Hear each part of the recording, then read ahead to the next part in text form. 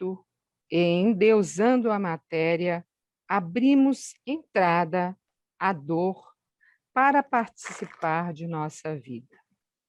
Se atendemos ao chamado do divino amor e em fraternal amor vivemos, para Deus caminhamos em paz. Se ignoramos sua luz, fazem-se em nós trevas. Se voltamos as costas às oportunidades de redenção, enredamo-nos em lodaçais de angústia, dúvida e torturante materialidade. Se desdenhamos a saúde espiritual, foge-nos a rigidez física. Se desprezamos os tesouros da espiritualidade e a santa alegria de sua posse, devotando-nos por inteiro ao reino de César, despertamos um dia com um punhado de cinzas nas mãos e em manto esfarrapado de extinta glória terrena aos ombros. Cabe-nos escolher entre róseo do amor, o dourado da ciência, o azul da espiritualidade e as sombrias cores que entristecem a mente enferma e o sentimento em desequilíbrio, a se traduzirem cedo ou tarde em amarguradas lágrimas e apressadas propósitos de redenção, sem dúvida, valiosos e respeitáveis, entretanto, sem mérito e alegria da espontaneidade dos que para Deus caminham sem o aguilhão da dor de Jesus. Deus vos dê paz e vos permita ornardes vossas auréolas, almas, com as mais belas tonalidades para receberdes o amor de Jesus. Vamos, então, fazer a nossa prece. Estamos aqui reunidos, Senhor, mais uma vez, em nome desses amigos espirituais. E ao lermos esta página do nosso grande mentor da casa, sentimos a presença dessas tonalidades que vão clarear a nossa mente, fortalecer os nossos sentimentos positivos e fazer com que cresça as virtudes que tanto necessitamos. E assim, nesta manhã, de bênçãos divinais, recebemos esta dádiva, este trabalho para o nosso crescimento, com a presença da natureza em nossas almas. Assim, imbuídos para o querer aprender, conhecer, refletir e prosseguir a nossa jornada evolutiva, agradecemos por tudo que temos recebido, Senhor, e que esta reunião, como diz os nossos companheiros, seja um banquete de bênçãos a cada um de nós, e que Deus ilumine e fortaleça essa nossa amiga e companheira, Kátia, que fará o estudo com todo o seu amor e sorriso que é próprio do seu carinho. Graças te demos, Senhor, para iniciar a reunião desta manhã. Nossa companheira Kátia dispensa apresentações, todo mundo a conhece, inclusive faz parte da nossa área, né? Então, vamos com ela aprender um pouquinho mais. A natureza está participando. Está participando, pois é. E como nós conversávamos ontem, eu e Márcia, né, com essa, vamos dizer assim, essa nova forma da gente poder se reunir tem dessas coisas, né, Inês? É o cachorro latindo, é o vizinho conversando, são as crianças gritando, enfim, faz parte, né? Nós estamos abrindo as nossas portas, as portas do nosso lar, para poder conversarmos, e essas coisas acontecem, fazem parte do nosso dia a dia. Bom, e como bom dia a todos, não sei se dispensa apresentação, mas assim, a maior parte das pessoas que estão aqui eu conheço sim, e quem não me conhece, eu sou Kátia, estou no Bezerra desde muito tempo, vamos dizer assim, uns 40 anos, e foi a casa que me acolheu, que me ajudou, me viu crescer, me ajudou a crescer, e me ajuda a crescer espiritualmente e moralmente até hoje, né? A Bezerra, toda a minha gratidão. E a todos vocês que são a minha família espiritual. Meus pais e minhas mães e meus irmãos, né? Que uma vez o nosso amigo Marcelo Nazaré falou que ao longo da nossa vida nós somos adotados, né, por vários pais, por várias mães, e eu tenho certeza disso, que eu sou adotada por vários pais e várias mães e vários irmãos na casa de Bezerra. Então, bom dia a todos. E como a Márcia sabiamente ela sempre diz, estamos aqui mais uma vez reunidos na casa de Bezerra, que fisicamente está lá no Estácio, na Rua Maia de Lacerda, 155, fisicamente, mas que aqui, virtualmente, reunindo vários lares em cada janelinha dessa, nós somos pontos de luz, né? Criando essa rede de luz em todo o bairro, em toda a cidade, em todo o estado e em todo o mundo, né? Porque a gente sabe que tem gente que vem aqui de outros países e está aqui na janelinha junto com a gente. O nosso estudo de hoje, ele terá como base o texto de um livro chamado Renovando Atitudes, ditado pelo Espírito Hamed ao médium Francisco do Espírito Santo Neto. E esse livro foi elaborado a partir dos itens e capítulos do Evangelho segundo o Espiritismo. Para nós iniciarmos, né, a leitura do texto e o comentário de Hamed com relação ao livro, eu vou iniciar a nossa leitura com o Evangelho, porque o Evangelho nos aproxima de Jesus. E é isso que nós temos que ter sempre, essa proximidade com Jesus.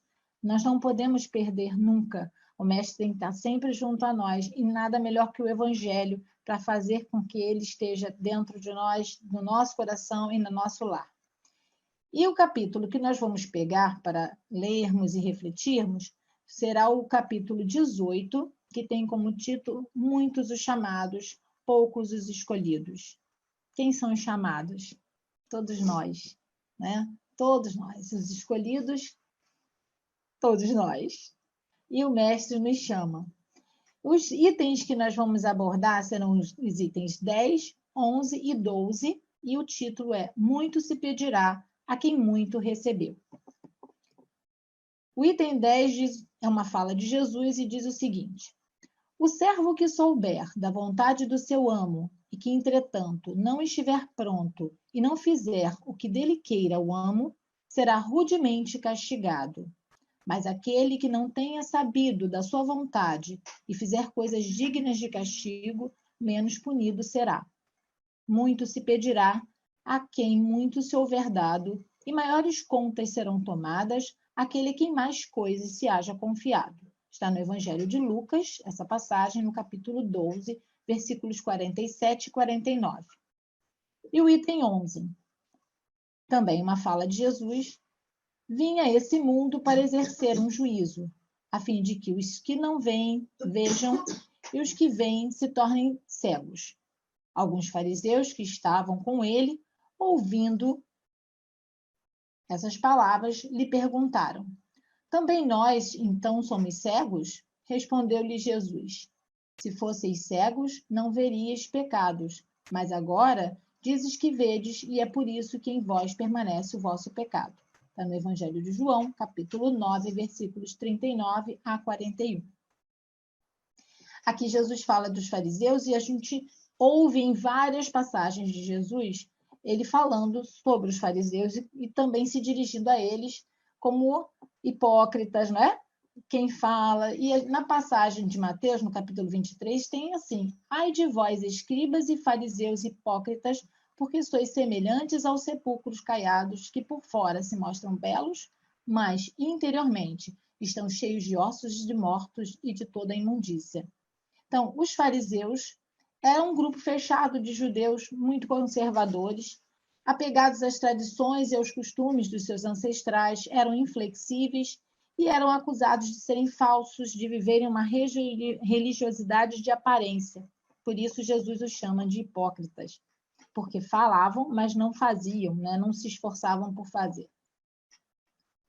Bom, nessas duas passagens de Jesus, ele veio nos ensinar muitas coisas, porque Jesus não perdia tempo em ensinar algo para aqueles que estavam junto a ele, porque foi para isso que ele veio, para ensinar, para tocar os corações. Mas o mais importante que nós vamos ressaltar nessas duas passagens é o senso de responsabilidade e compromisso de cada um de nós. É isso que Jesus nos chama a atenção. Se muito nos é dado, nos é oferecido, nada mais justo também que muito nos seja cobrado. Se sabemos pouco ou quase nada, que se há de cobrar dessa criatura que nada sabe. Lei de justiça e misericórdia simples. Né? Para nós é simples. Quanto mais inteligência, quanto mais conhecimento, quanto mais talentos, mais entendimentos, mais se deve produzir coisas boas para se oferecer e se beneficiar. Né? Para se oferecer ao próximo e se beneficiar. A doutrina, como nós sabemos, é o consolador prometido por Jesus e veio com essa finalidade de nos explicar todas as coisas ditas por ele, porque hoje nós já possuímos essa maturidade espiritual e emocional para entendermos alguma coisa. Ela nos esclarece, nos orienta através das diversas mensagens e livros e instruções que nós recebemos, ajudando a tirar os véus da ignorância e as escamas da sensibilidade. É bonita essa imagem, né, do véu e da escama, e até numa música do Tim e Vanessa, quando se fala de Zaqueu, ela fala dessa imagem do véu da ignorância e as escamas da sensibilidade. No item 12, no comentário de Kardec aos espíritas, ele diz: aos espíritas, pois, muito será pedido, porque muito hão recebido. Mas também aos que houverem aproveitado, muito será dado. Olha a justiça divina. Se você recebe, você será cobrado. E aproveitando todo o manancial, você vai também ser muito beneficiado, muito será dado. O Espiritismo vem multiplicar o número de chamados pela fé que faculta e multiplicará também o número dos escolhidos. Por quê? Porque explicando, você vai crer e vai saber por que está crendo. Porque o Espiritismo, ele explica e nos faculta a fé raciocinada. Então, vamos iniciar lá nas palavras de Hamed, no livro Renovando Atitudes, onde o título do texto é Tempos da Ignorância. Hamed nos diz: o agravamento das faltas é proporcional ao conhecimento que se possui. Compreendemos dessa forma que somos todos nós protegidos pela nossa ignorância, pois somente seremos avaliados pela divina providência de conformidade com as possibilidades do saber e sentir, isso é, segundo a nossa maneira de ver a nós próprios e o mundo que nos rodeia. Então, aqui ele já faz menção ao item 10 e 11, quando ele diz: o agravamento das faltas é proporcional ao conhecimento que se possui. Muito será cobrado a quem muito recebeu. Se você ainda não sabe, então a cobrança será diferente. O que ele quer dizer é que Deus é justo, misericordioso e que a balança de Deus para medir as nossas falhas, as nossas faltas, é diferente da balança dos homens, que as suas leis se adaptam às criaturas levando em conta as suas individualidades. Quando a gente fala aqui da balança dos homens, da balança de Deus, a gente tem que ressaltar uma coisa muito importante que nós devemos e temos que começar a transformar dentro de nós, que é o hábito de censurar, de julgar, de criticar. A nossa balança é muito ferrenha com as faltas dos outros, mas com as nossas, ela tende a ficar bem no crivo, né? Não se alterar. Então, Deus, que é justo e é misericordioso, ele não nos censura, ele não nos pune, por que que nós vamos julgar? Jean Piaget, que foi um pedagogo e psicólogo suíço responsável pela teoria de desenvolvimento de crianças, ele diz o seguinte, que o desenvolvimento das crianças propicia o seu aprendizado. Dizia que elas são diferentes entre si, como nós, né? Nós somos diferentes, somos individualidades. Cada um tem o seu jeito, a sua maneira própria de ser. Cada uma tem o seu jeito de crescer e de se realizar como indivíduo, e que todos poderíamos ajudá-las nesse crescimento, porém nunca impondo formas generalizadas e semelhantes. Receitas, né? Receitas próprias. Piaget ensinava que cada criança pensa e interpreta o mundo com o seu peculiar pensamento e com suas possibilidades orgânicas e mentais quase sempre heterogêneas. Ou seja, ela vai crescer e com o crescimento ela vai assimilando o aprendizado.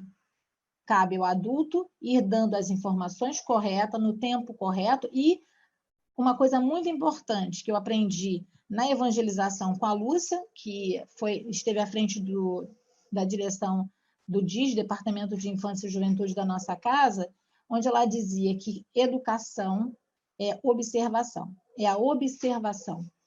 A criança deve ser observada na sua educação. A nossa preocupação maior deve ser nessa, na observação, não tanto no conteúdo que é dado, mas na observação. Porque quando você observa a criança, você já consegue perceber nuances do seu caráter, da sua personalidade, que pode, então, te dar, com base, né, conteúdo para a educação. Então, vamos ter que conhecer na observação para depois poder dar os conteúdos corretos, mas nunca cerceando, observando, para ir trabalhando, né? Podando, vamos dizer assim, as arestas. Cada um percebe de forma diferente os estímulos da vida e decodifica, para em seguida reelaborar. É o que elas fazem, formando assim a sua própria individualidade. Mas será que a doutrina espírita já não nos diz isso já há algum tempo? Nós sempre estudamos isso. Kardec já nos traz isso. Fomos criados simples e ignorantes por nosso Pai, que sempre nos possibilita meios de desenvolvimento e aprendizado. Simples e ignorantes. Ignorantes no sentido de não saber. Né? Fomos criados assim, vamos dizer, do zero, né? Zerado, para iniciar um processo de aprendizado. A partir do momento que crescemos e nos desenvolvemos, através das muitas oportunidades de reencarnações, vamos então acumulando o nosso aprendizado. Vamos começando a fazer a nossa ficha, né? O nosso prontuário diante da vida. Mas nós fazemos isso sozinhos? Não. Deus nos coloca durante nosso caminho uma equipe enorme, que nós não conseguimos nem mensurar, né? de espíritos que nos orientam e observam o tempo todo. Porém, eles não interferem, eles respeitam o nosso livre-arbítrio. Então, o que quer dizer isso com Piaget? É semelhante à teoria de Piaget das crianças. A reencarnação se baseia na multiplicidade de experiências ocorridas nos diversos corpos por onde a alma percorre seus caminhos como ser individual. Assim como a criança cresce e se desenvolve, o espírito, à medida que ele encarna e reencarna, ele também vai começando, como eu falei, a preencher esse prontuário, né? Essa ficha, encher essa bagagem com essas experiências. A cada experiência, o espírito coloca nessa bagagem uma gama de aprendizados em diversas áreas que propicia o seu desenvolvimento e o seu crescimento, que é a nossa meta, crescer e se desenvolver. Voltando lá em Hamed, ele continua. Nas várias experiências que a alma tem em seus diversos avatares, olha que interessante, ele chama o corpo de avatar. E não sei se vocês viram aquele filme Avatar, onde existe uma aldeia de seres especiais, de formas especiais, que tem uma forma física diferente da dos humanos, e os humanos criam avatares semelhantes para poder se infiltrar, conhecer os costumes e saber como eles vivem e pensam, a sua cultura. E eles são, então, controlados através da mente. É o que acontece, né? O espírito, quando reencarna, ele recebe também o seu avatar, o seu corpo, e cada uma experiência, um avatar diferente. Então, nas várias experiências que a alma tem em seus diversos avatares, ela percorre seus caminhos vivendo como um ser individual. As diversidades do nosso tempo de criação, nossas heranças reencarnatórias, experiências emocionais e mentais, ambientes sociais onde ocorrem essas mesmas experiências, estruturas sexuais, ou seja, experiências em corpos masculinos e femininos, e motivações várias desenvolvidas na atualidade, particularizam os seres humanos com vocações, tendências, interesses, graus de raciocínio e discernimento próprio. Então, a partir do momento em que nós ingressamos em um corpo, ou seja, retornamos numa reencarnação, tudo isso, né, as diversidades do tempo de criação, as nossas heranças reencarnatórias, ou seja, tudo que a gente já traz, que já acumulou, as experiências emocionais e mentais que temos, os ambientes sociais onde somos inseridos,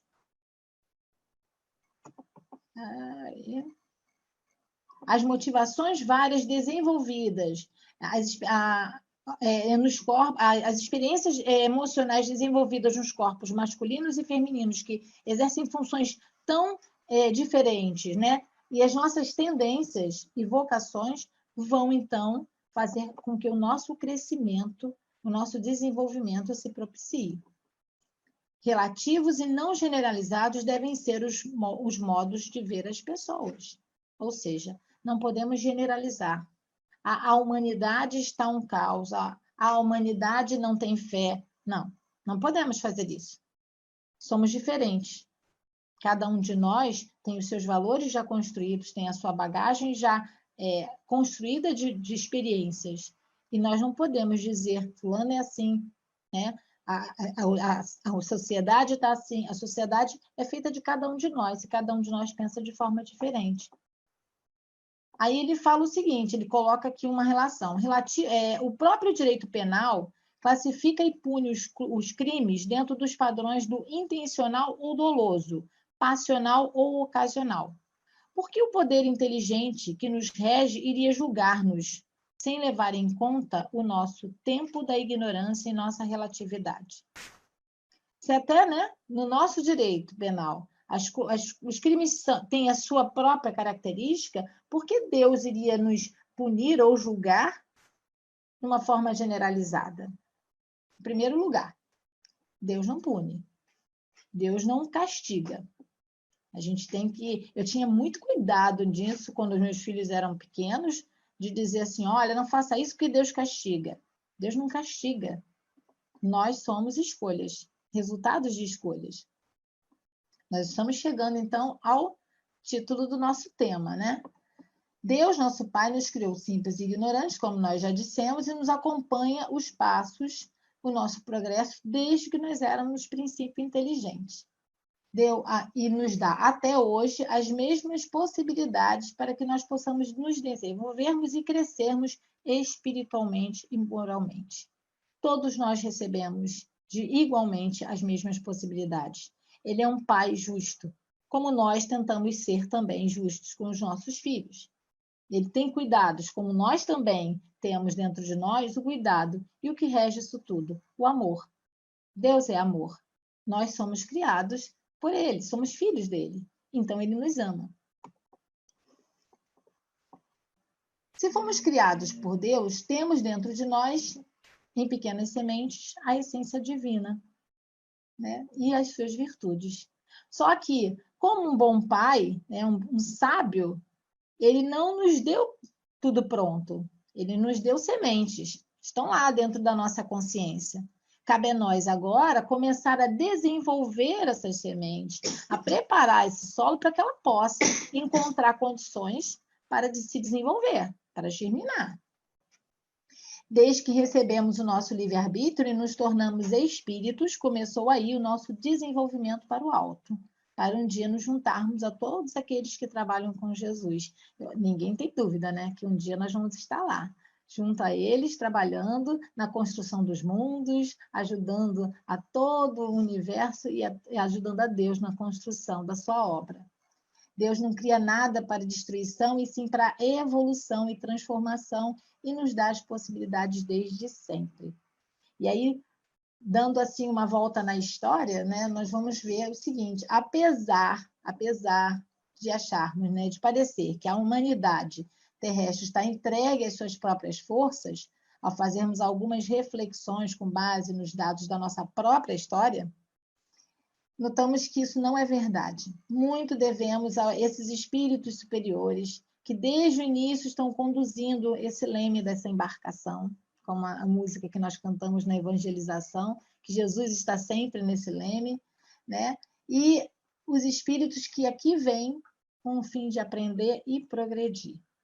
Nós lembramos lá dos profetas, no iniciozinho, né, antes de Cristo, muito antes, que com suas visões nos falavam de um mundo melhor e da vinda do Messias. Já nos traziam a mensagem de que nós estávamos amparados, o mundo está amparado. Deus único, a ideia de um Deus único já era trazida pelos profetas e já mencionavam a ideia daquele que viria para também nos auxiliar. Então, a ideia do auxílio, da bênção e da proteção já existia no íntimo de cada um de nós. Elias viveu em Israel no século 9 a.C. E, junto com ele, formavam um grupo, outros profetas que acreditavam também na ideia do Deus único. Sofreu perseguições, todos eles sofreram perseguições, foram massacrados pelo paganismo na época, mas a sua mensagem e o conhecimento deixaram marcas naquela época. Depois, nós conhecemos Moisés, que foi o portador da primeira revelação a Deus, trouxe para a gente os 10 mandamentos, a primeira lista de regras de respeito e amor ao próximo. Moisés reencarnou no seio do povo judeu com a missão de estabelecer as bases da justiça e do direito. Foi um missionário da renovação. Ele ofereceu à mente do povo a concepção do Deus único também, porque naquela época eles adoravam vários deuses. E Moisés trouxe, reforçando já a ideia de outros colegas lá, de outros irmãos, a ideia do Deus único, transferindo das suas casas para todo o povoado. Então, a mensagem de Moisés era do Deus único e do respeito, e trouxe, através do decálogo, as primeiras regras de respeito e de amor ao próximo. Foi difícil. Trazer e colocar para aquele povo da época, com os sentimentos totalmente embrutecidos, que nem sequer podiam lembrar ou saber o que era o amor. Então, precisava ser aquele espírito forte, né? Aquele espírito moralmente engajado na tarefa, para poder conter o povo e instaurar os 10 mandamentos. Que depois Jesus veio e deu continuidade à obra de todos eles. Olha, a divina providência atuando em nossas vidas desde sempre. Nos trouxe Jesus, que trouxe a lei do amor. Aí, nessa época, a humanidade já estava um pouco mais preparada para poder receber os ensinos do Mestre. Os sentimentos já não eram tão embrutecidos como na época de Moisés, e já podiam ter noções do que era amar. Ele nos ensinou e nos orientou através das suas parábolas, que eram histórias simples, na qual ele aproveitava o cenário da época, até mesmo a cultura e os costumes do povo, para dar exemplos e se fazer entender, descendo lá das alturas da sua evolução, como nós já sabemos, até nós, para ensinar as grandes verdades eternas. Lembramos aqui o item 11 do Evangelho segundo o Espiritismo, onde ele diz: vim a este mundo para exercer um juízo a fim de que os que não veem, vejam. Ou seja, veio nos trazer a luz do amor, da verdade, o esboço da multiplicidade das existências, quando ele diz que nós não veríamos o reino de Deus se não nascêssemos de novo. Ou seja, Nós vamos ter que vir e ir para completarmos a nossa bagagem e entender como vamos construir o reino de Deus dentro do nosso coração. O valor dos laços familiares. Jesus trouxe o valor de se viver em família. Ele mesmo já veio no seio de uma família, mostrando a importância de termos ao nosso lado aqueles que os laços iriam nos amparar, nos orientar, nos fortalecer, mesmo que seja assim aos trancos e barrancos. Nós sabemos, as famílias não são perfeitas, mas são as que são necessárias para o nosso crescimento. Ali estão os elementos necessários para o nosso crescimento. E olha como nosso Pai é bom, né? Nunca nos desamparou, sempre nos ofereceu o melhor para nos tirarmos da ignorância, abrindo sempre os nossos horizontes. E quando nós achávamos que nós ficaríamos desamparados com a partida do Mestre, Ele próprio, Jesus, após toda a dedicação e doação em favor do nosso despertamento espiritual, nos afirma que Ele iria, porém, mas Ele deixaria mais tarde, viria mais tarde, um outro Consolador, que haveria de explicar todas as coisas. E aí nós recebemos a doutrina dos Espíritos. Vieram então os Espíritos em uma invasão organizada, isso eu nunca esqueço, que foi o termo utilizado. Quando eu era lá da mocidade, nós fizemos um trabalho lá na Casa Espírita, né? Do nosso grupo de mocidade, e foi uma exposição que nós fizemos, desde a porta do centro até a chegada da nossa sala, onde a gente se reunia. Então, a gente foi colocando o que foi que aconteceu e colocamos esse título, né? Uma invasão organizada. Em todos os pontos do mundo, do planeta, os espíritos se manifestaram, havia manifestações mediúnicas, a fim de que, qual era o propósito, qual era o objetivo? Chamar a atenção de todos nós, para que alguma coisa acontecia, existia fora das nossas vistas, fora do material. E não só a nossa, né? Chamou a atenção também de um homem, um estudioso, muito observador, chamado Kardec, que mais tarde, depois de muito estudar e observar, iria arrumar para todos nós espíritas o nosso Pentateuco. Não só ele, mas muitos irmãos e amigos o ajudaram, né? E até hoje, dedicados, eles colaboram para que as luzes sejam acesas em nossas mentes e em nossos corações, através das palavras escritas e faladas. Olha isso. Até então, a gente não pode mais ter dúvidas de que Deus nos ampara, né? Ajudando, no geral, a humanidade com toda essa bagagem, com todos esses espíritos que se propuseram também a ajudar por amor à obra de Deus. E vamos voltar lá a Hamed, a gente vai ter Hamed para o resto da nossa palestra inteira. Ele nos diz: o amor de Deus programou-nos simples inicialmente para permitir que nos desenvolvêssemos de forma gradativa até atingir maiores plenitudes e totalidades. Então, éramos uma folha em branco quando criados por Deus. E a partir do momento que começamos a nossa ida e vinda, né, plano espiritual e plano material, através dos nossos vários avatares, começamos então a escrever a nossa história no livro divino, gradativamente, como diz Hamed, para atingirmos mais tarde plenitudes e totalidades. Alguém tem dúvida disso? Eu não tenho. Eu tenho a certeza disso. Temos, pois, que seguir essa programação da natureza, ou seja, caminhar dentro desse projeto estabelecido pelas leis universais para atingirmos a nossa integração como seres espirituais. Tudo em a criação evolui, tudo obedece às leis divinas, e nós, como seres que participamos da criação, não seríamos exceção. Ele continua: nesse decurso evolutivo, todos nós passamos por fases de egoísmo e orgulho, até atingirmos mais tarde as grandes virtudes da alma. Nossa, o egoísmo e o orgulho são as duas chagas, né, praticamente, da humanidade. Consideremos, portanto, que não seremos censurados por estarmos nessas fases primitivas do desenvolvimento. Olha o que nós falamos lá no início. Consideremos, portanto, que não seremos censurados por estarmos nessas fases primitivas do desenvolvimento. Olha a compreensão, né? Olha aqui nesse momento o amor em forma de compreensão. Por quê? O que chamamos hoje defeito ou inferioridade seja talvez a nossa passagem por ciclos iniciantes, onde estagiamos às vezes demoradamente, mas nunca definitivamente. Nada é para sempre.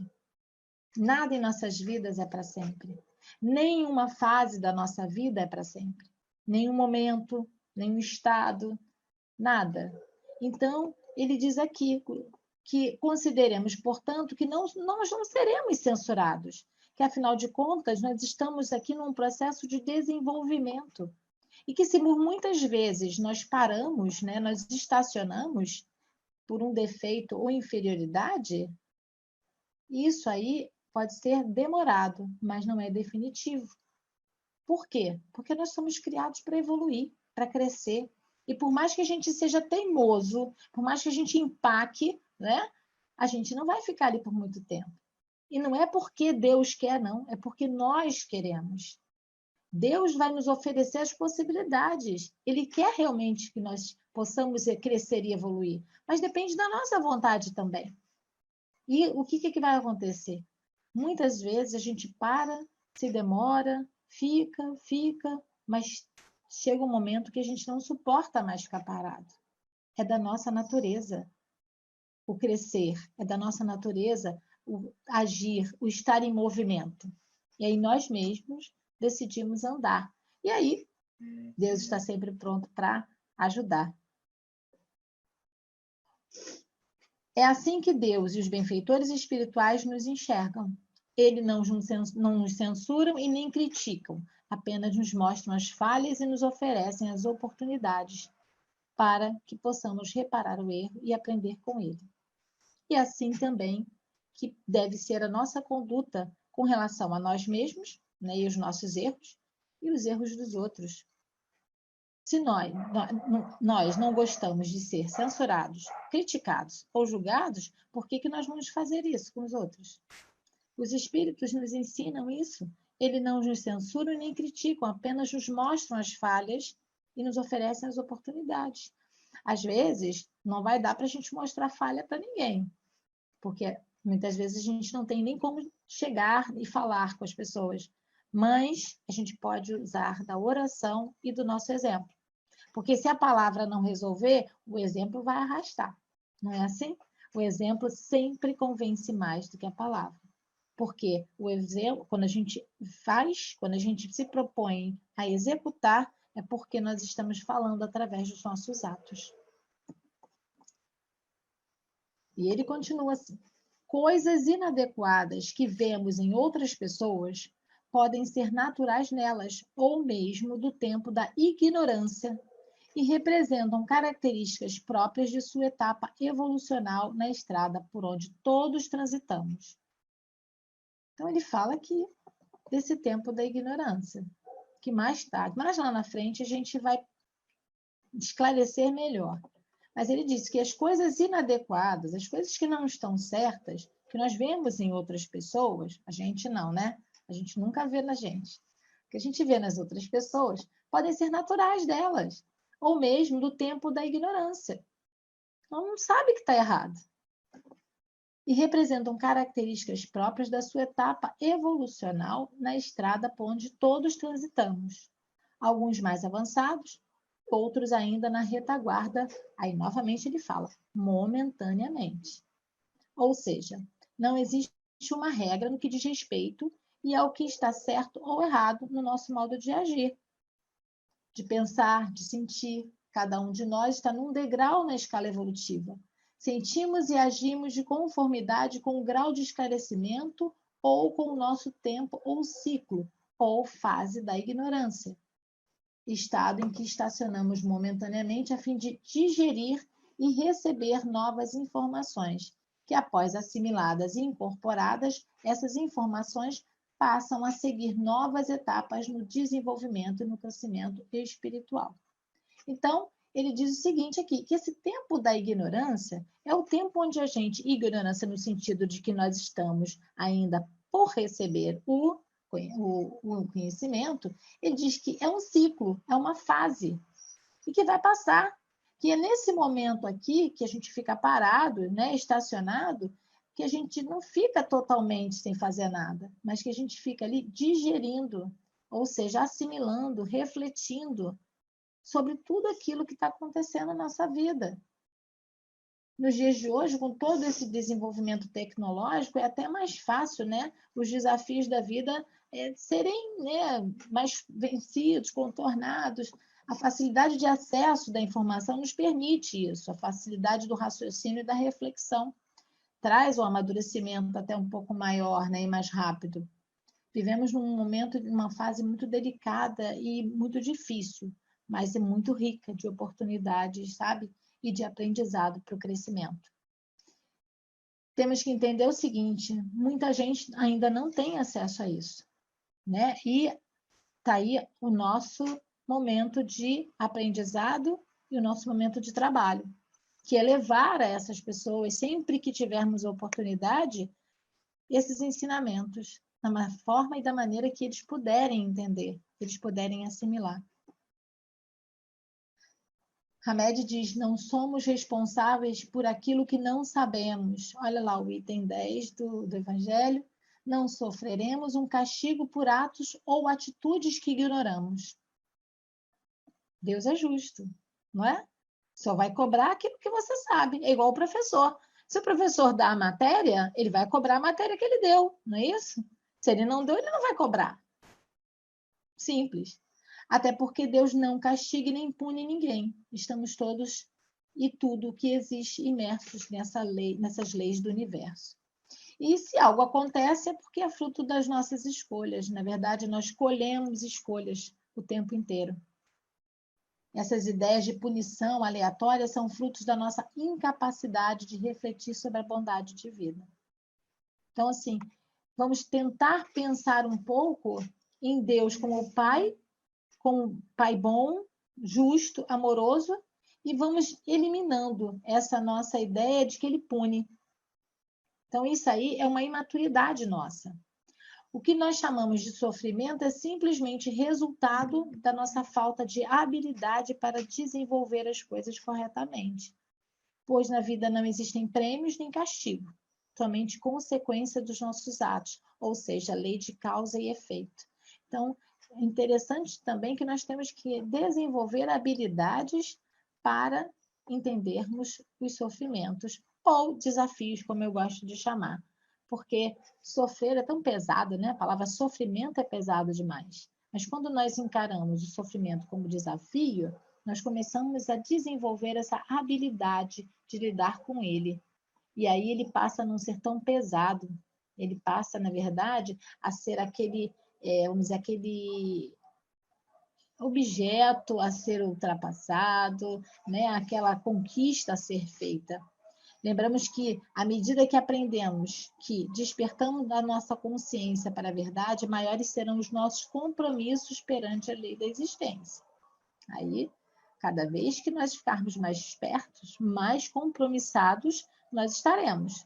Hoje nós nos sentimos compromissados, porque nós abraçamos a causa da doutrina. Nós somos multiplicadores dessas informações da doutrina. E por isso, muitas vezes, quando a gente está aqui falando, a mão fica gelada, né? E a gente fica nervoso. Por quê? Esse nervoso não é porque tem que falar, mas é pelo que vai falar.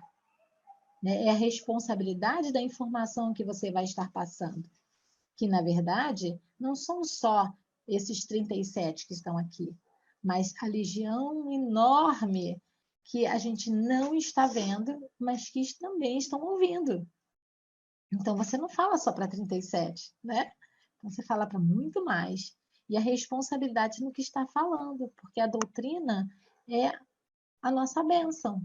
É o tesouro que Deus nos deu para que a gente possa cuidar, para que a gente possa passar adiante, para que a gente possa multiplicar em favor de nós mesmos e de todos aqueles que necessitam crescer e progredir. Nós somos filhos de um único pai, então somos irmãos. E nós temos que nos ajudar como irmãos. Quando nós estamos na nossa casa, nós ajudamos uns aos outros, os irmãos. Vamos dizer que a gente ajuda, hein, gente? Às vezes a gente não ajuda, não, porque as picuinhas não deixam, mas a gente tem que passar por isso. São os desafios, né? Vamos ultrapassar isso e essas barreiras não devem existir. Foi para isso que nós reencarnamos no seio da família. Espíritos devedores que somos um dos outros, a gente tem que acertar essas arestas, tem que aparar direitinho para retornar um pouco melhor do que nós viemos, né? Para retornar, assim, vamos dizer, 50% das nossas pendências resolvidas. Vamos voltar aqui. No item 11 do Evangelho, onde ele diz assim: se fosseis cegos, não terias pecados, mas agora dizeis que vedes, e é por isso que o vosso pecado permanece em vós. Bom, os tesouros da nossa alma, que nós já integramos, eles nos obrigam a prestar maiores ou menores contas perante a vida.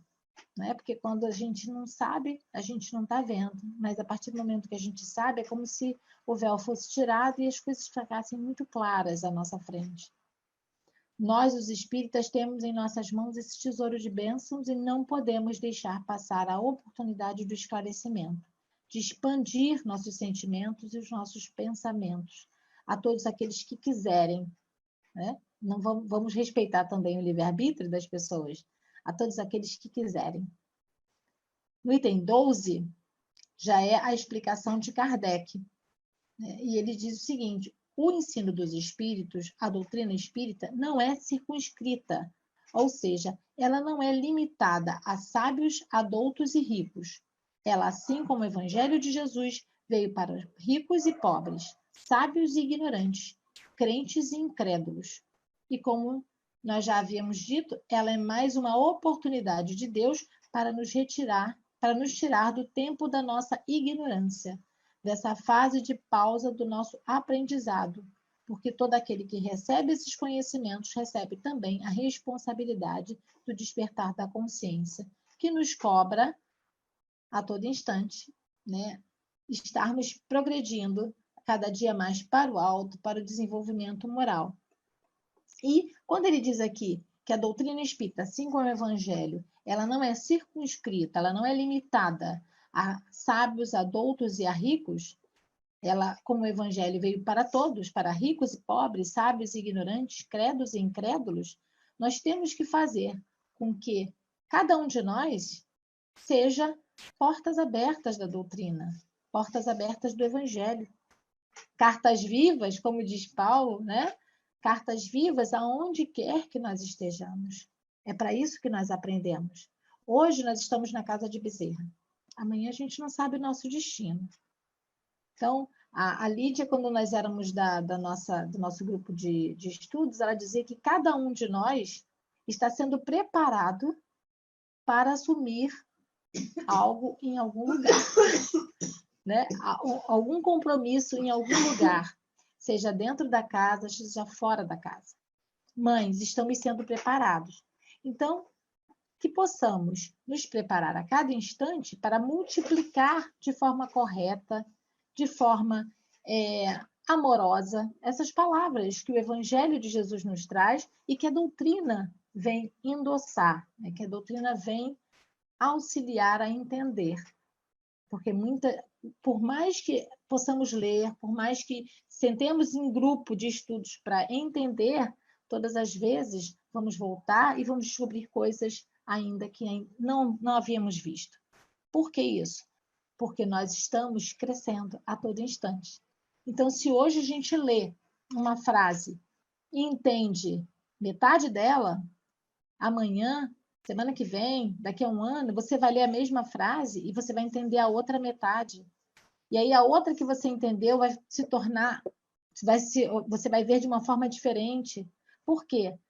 Vão se abrindo nuances dentro da nossa mente, dentro da nossa compreensão. Vamos amadurecendo os nossos conceitos e isso vai fazendo com que possamos ver as entrelinhas.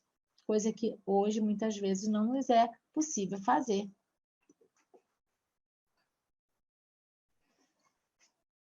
Quando, na semana passada, nós estávamos assistindo a palestra da Carmen Silveira, ela falava do mundo, né, do rumo ao mundo de regeneração.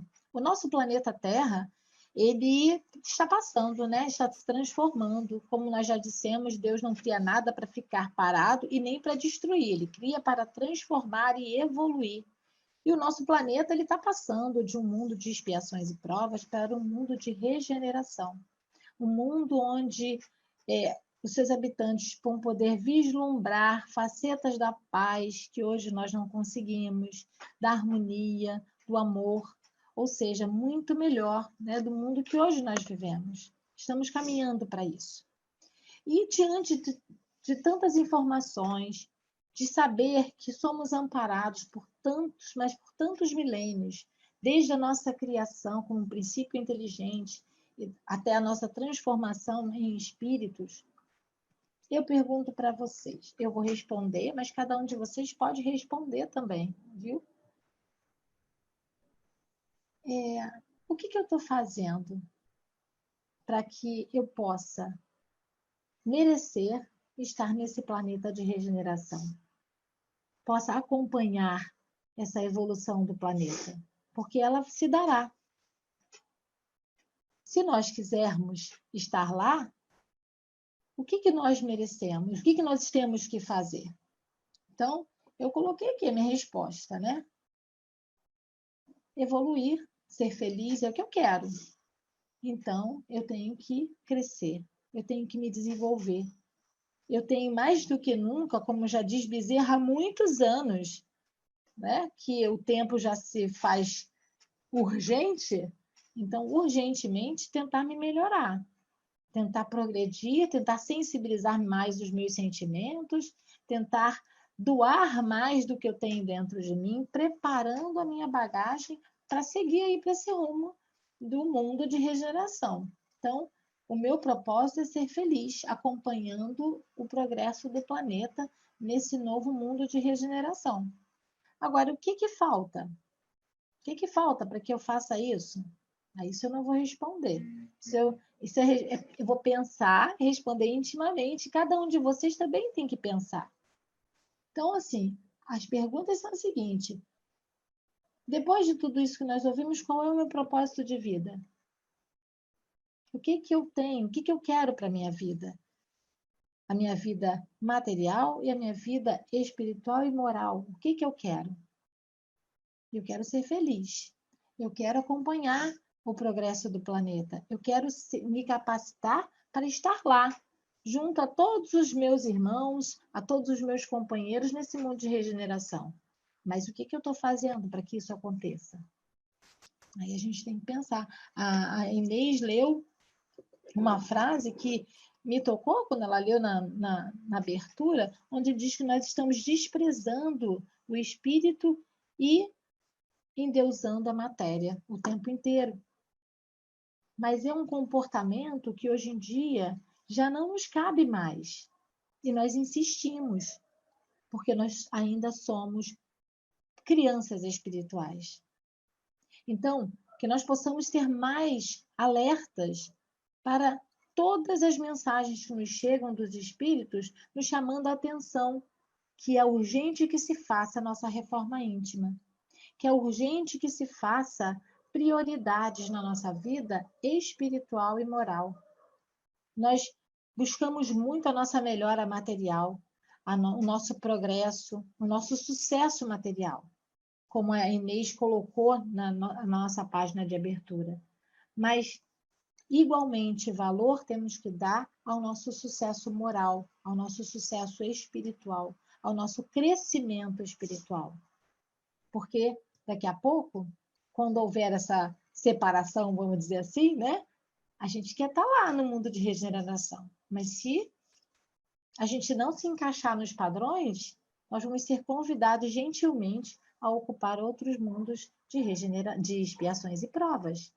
E aí, as oportunidades irão acontecer de toda forma, porque Deus não nos desampara. mas às vezes mais penosas, né? Às vezes mais sofridas. E chega de sofrer, chega de penar para conseguir viver. Nós fomos criados para sermos felizes e não para sermos infelizes.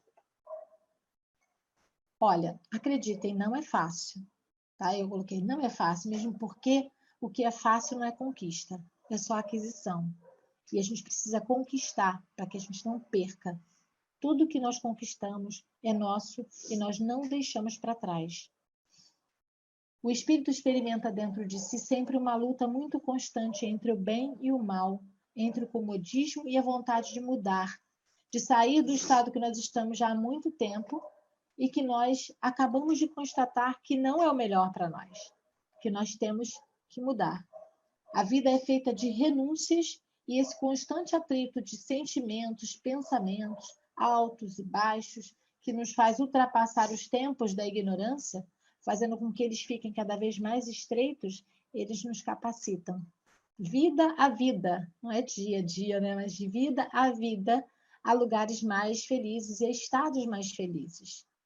Então, viemos e temos dentro de nós a essência divina.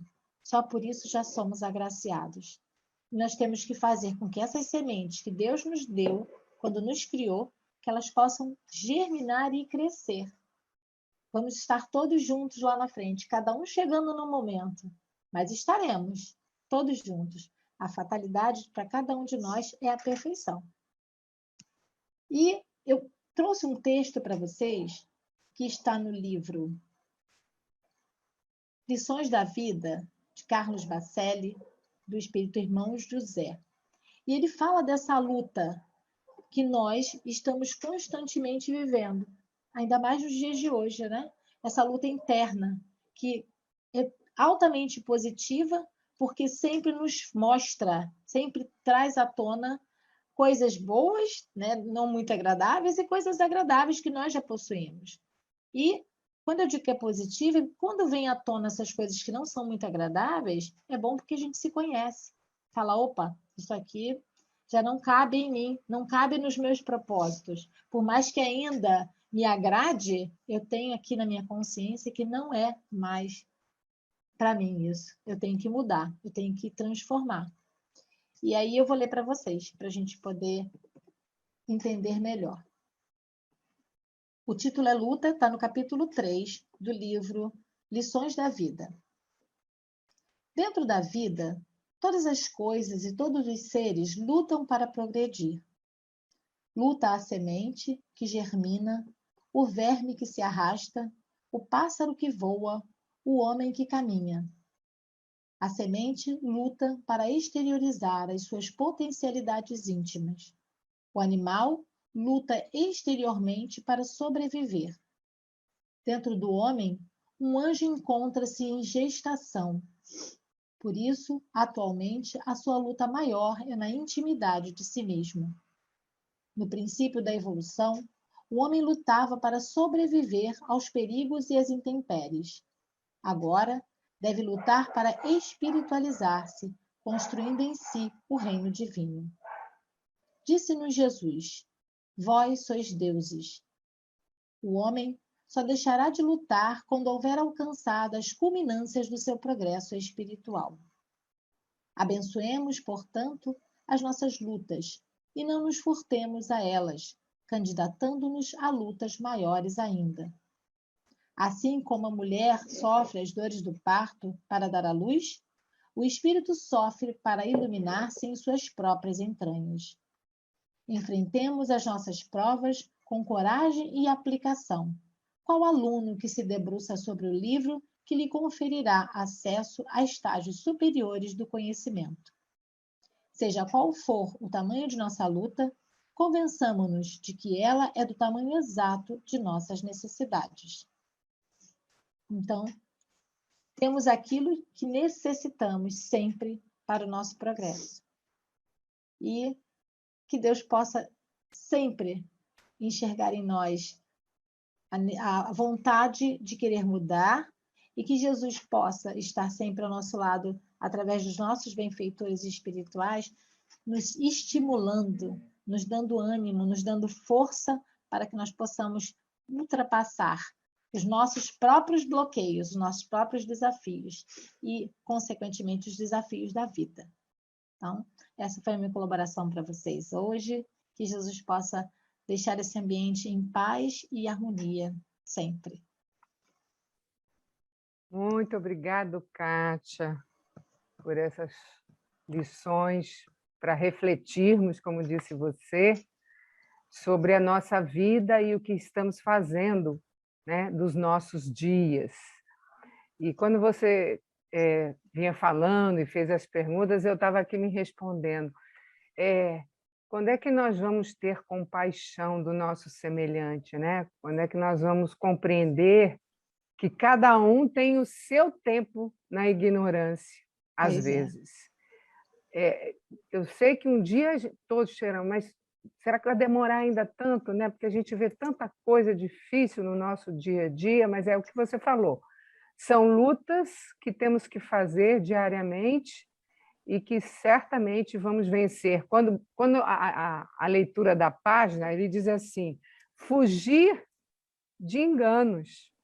Então, é a forma que a gente tem de ir em encontro às leis divinas que estão dentro de nós. Pois é, Fugirmos desses enganos, né? E Hamed fala, né, que demoramos um pouco nesse estágio de orgulho e egoísmo, né? Porque é o nosso tempo sempre, é a nossa vida, é o nosso limite, mas e o limite do outro? E o tempo do outro? Não é?